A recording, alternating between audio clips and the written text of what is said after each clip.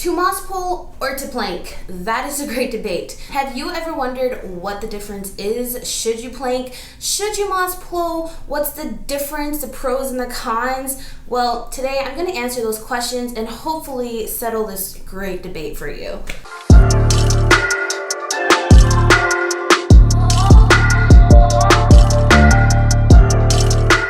Hi, hello, I'm Marina, that one girl that likes to talk a lot about houseplants, and welcome to Millennial Planter. On this channel, I like to talk really about all the houseplant things, the good and the bad of owning houseplants. So if that's something you're interested in, go ahead, hit the subscribe button, help propagate this community together, and I would absolutely love to have you. So now let's get into this great debate amongst the plant communities, and it's moss pulls versus planks. I have one of my little planks down here. So now let's talk about what's the point in even getting your plants to climb. And the biggest thing is to get those mature, beautiful leaves. Think about all those big, beautiful, mature leaves you see on Instagram.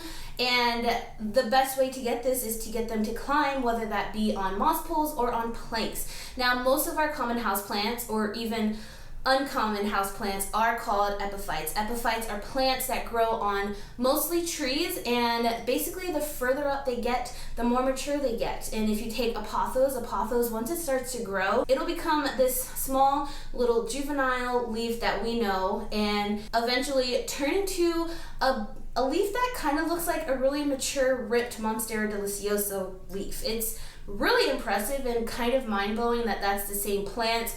Some other plants, like a philodendron composportianum, will completely morph into a different shape.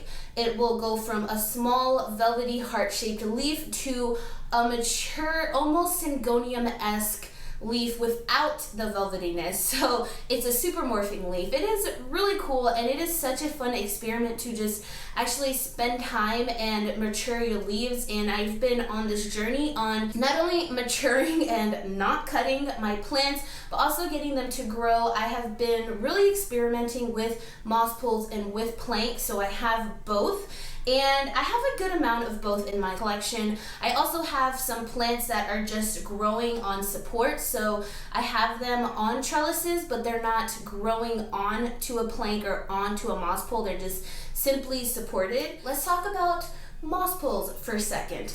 Honestly, moss pulls I feel like are most people's go-to, like the first thing that they go to. And there's a lot of people, a lot of big people in the plant community that have really mature, established plants on moss pulls, and I think that kind of helps people go down this road of moss pulls. But let me tell you, moss pulls are a bit complicated just because you have to go through the process of making them. So not only do you have to find the chicken wire and the mesh, you have to go and find the right type of chicken wire. I have found some that's not supportive at all, and I've also found some that's just too hard for me to use. So you have to go through the process of finding the right type, which cost money, and then you have to go through the process of ordering sphagnum moss. And at the moment, I don't know about you, but for me, sphagnum moss has been really hard to find. I don't know what's going on. I'm sure it has something to do with what happened in 2020 with the pandy and all, but good sphagnum moss has been hard to find.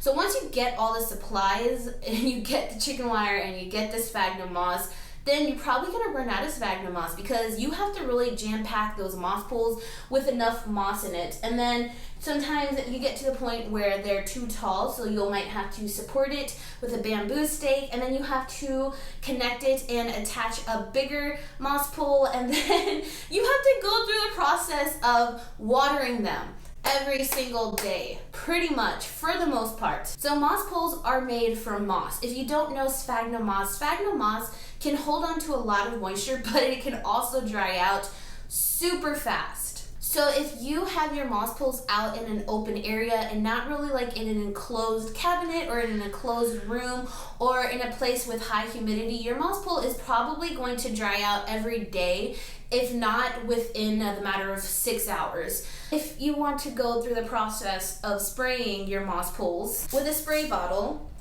or a water bottle, then, go ahead and do it. I personally, why I have moss pulls is, one, I'm still trying to see what plants mature faster, but also I kind of like the aesthetic of moss poles.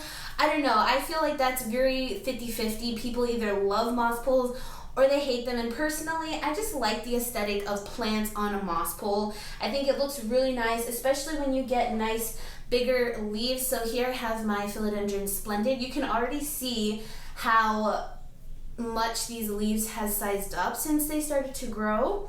And this is the latest leaf it put out, so it's been really exciting.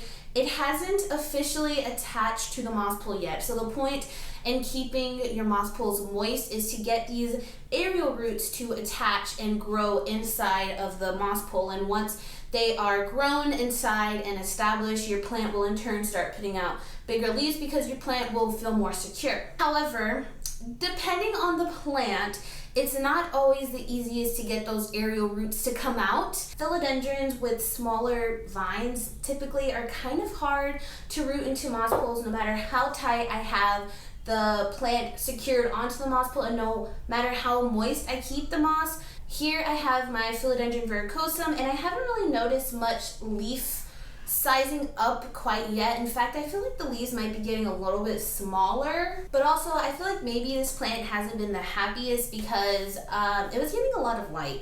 So I kind of moved it away from the light, from my grow light a little bit. So hopefully now we can establish some bigger leaves and be a little bit happier.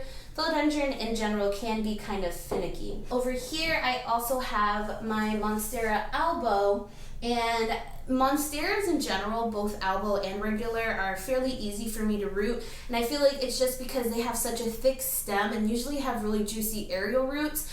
But this is also one that I found kind of difficult to attach to the moss pole. But in the past, I have had my Monstera albo attached to a moss pole, and it was barely in there. Like that aerial root was barely in there, and the next leaf it gave me was already fenestrated. So you can see I have like these smaller juvenile leaves, but the new leaf that I got had a little split in it, and it was so cute. And then I went and I chopped it. This is a thing with me, I'm sorry. So now I'm just giving it a chance to once again reestablish itself and reclimb a moss pole, and hopefully the leaf after this one will be fenestrated. I don't know, we'll see what happens. And the other downside to moss poles is that they shed a lot, and it's really annoying. So I don't know, at the end of the day, I don't like moss poles, but I still have a lot of them because I'm still trying to give it my best. I just really don't like how dry they are because I go and I water them every single day, and even though my plant room stays between 50 to even 70% sometimes humidity, they still dry out so fast, and that really just slows down that growth that I'm trying to achieve. And it also makes me worry about rot. Now there's also other ways that people have tried to kind of like improvise and done self-watering moss poles with PVC pipes and twine or some sort of rope. And other people use a bigger plastic mesh. They make moss poles or moss pole supports with a plastic covered back instead of it just being all exposed wire. So maybe I will go down that road one day. I would like to try self-watering moss poles. I think those will be pretty dope, but I don't know, because then I have to go through the hassle of making those said moss poles again, and that's just a hassle. Editing Marina here, and I realized I never really talked about the pros of sphagnum moss poles. And the biggest pro is that once you get the watering down right and you're able to keep your moss poles consistently moist, it's a really great way at almost air layering your plants. So the roots will get so well established and well rooted inside that moss pole, you can easily just cut the plant off, cut the top half of the plant, and easily transplant it right into soil, and it'll be ready to go. So that's one really big plus, other than with wooden planks, which I will talk more about.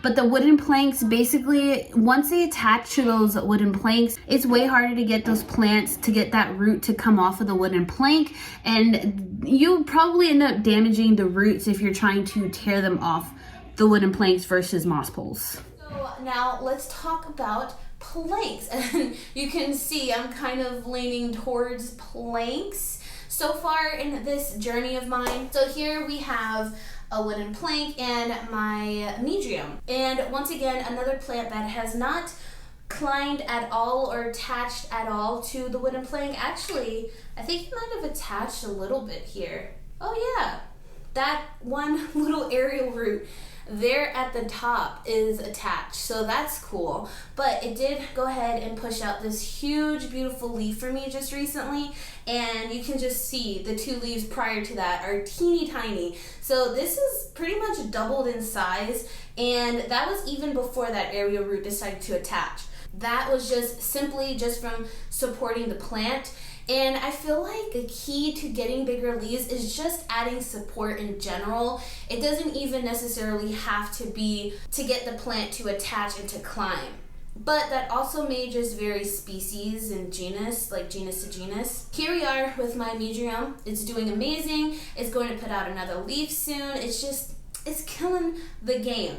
The only downside to wooden planks is that they do tend to be a little bit wobbly, and attaching the planks, I'm not sure how I'm going to do that just yet. I've thought about maybe screwing some sort of like screw, I don't know what they're called, some sort of like double screw thing so that I can put them here, and then I don't know, but something, I'm gonna do something to get it to extend. And then the key to getting a plant to attach to a wooden pole is through humidity. And really, once you have an area humid enough, plants will climb anything. They will climb walls, they will climb planks, they will climb moss poles, like just anything that they have. As long as the humidity is right, they will climb. So that is the key with wooden planks. And also the downside, they don't have that humidity, they most likely won't shoot out those aerial roots and start to climb. Another plant I have on a plank is my Rhaphidophora cryptantha.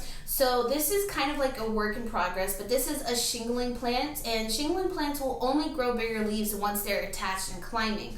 And if we look closely, the leaves are slowly starting to attach, and they're slowly starting to get fatter, which is really cool. They get fat and big and flat the more that they climb.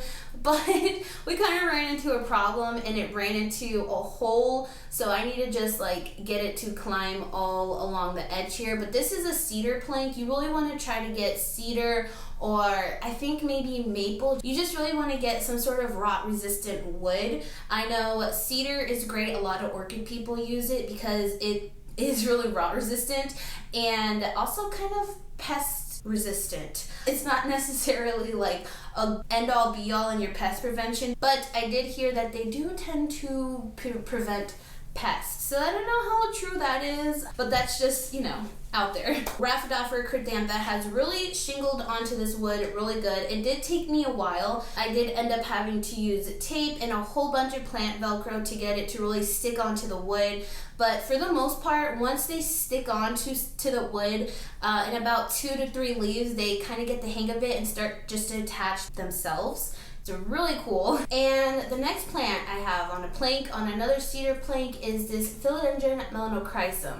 And once again, this is another plant that hasn't officially started to climb the stake. It is just merely supported, and it has really sized up its leaves really beautifully. That's one of the newest leaves it put out, and you can see it's significantly bigger than the previous leaf. I have really enjoyed growing this plant and watching it grow.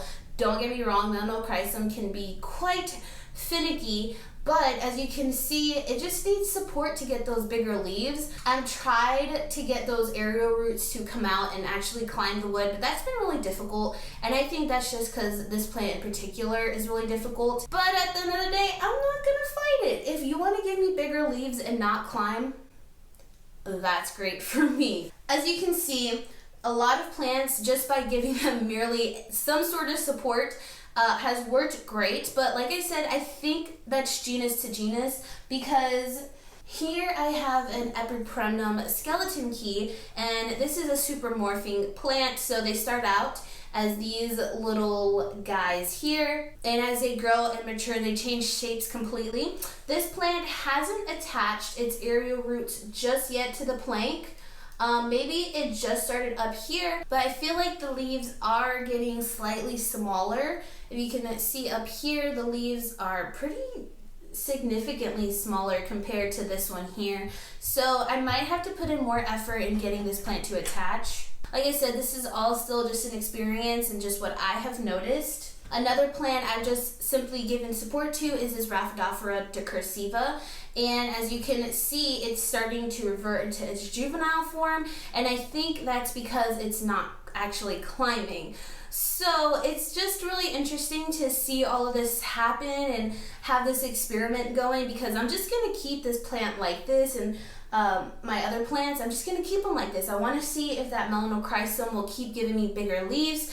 I want to see if this skeleton key, if it'll attach to the wood, and then it'll start to give me different leaves. And then same for the decursiva. I'm not going to give this, well, actually, I might have to give this one a different type of support, but I think maybe I'll try a bamboo stake and just merely give it support and not get it to climb, and see if it'll give me these juvenile leaves or give me these more mature leaves. I feel like mostly in the plant community, you don't really see people experimenting with this. They either pick moss poles or planks, and then that's it. So I'm really interested to see what happens with everything. I feel like whenever I get these plants on the moss poles to climb, they will without a doubt grow and mature and give me big leaves, but I want to know how long that's going to be, especially for this verrucosum. I feel like the verrucosum has been the hardest. And then same for the wooden planks. I feel like the wooden planks though, the two plants that have attached to my planks have attached easier than on the moss poles. Like on the moss poles, none of them has started to grow their aerial roots into the poles, and you saw on my planks that they definitely did that. And I actually just realized that now. I even have 2 or 3 other plants that are on moss poles as well, and they haven't attached to the moss poles at all. I don't know, maybe it's a user error also. It could definitely be me, because I get my moss pools extremely dry. I just can't keep up with the watering. I have 3 kids and life, and I mean, I wasn't in my plant room for 2 days until today, and well, you know, life is just life, and it's impossible to keep up with watering your moss pools. So, personally, I do prefer planks or just support in general, but I'm still giving moss poles a try. I don't know why. But definitely let me know in the comments what you prefer, what your observations are. Maybe you've tried experimenting with this and you have different results than me. Let me know. Let me know the environment you have your plants in as well. If you have moss poles, maybe share some tips down below for me, because we are on the struggle bus, that's for sure. And that wraps it up for this video. I know it wasn't jam-packed with information, it was just more so documenting my journey, but hopefully in 6 months I will come back to this video and share results. Maybe I will have different answers, maybe my moss poles will give me more mature leaves faster than planks. I'm not going to give up yet. Everything is going to stay the way that they are, unless I have to extend the planks or extend the moss poles. Stay tuned for those videos, because that's going to be a lot of fun. But hope you all are staying safe, sane, happy, and healthy, and I will see you all in my next video. Bye!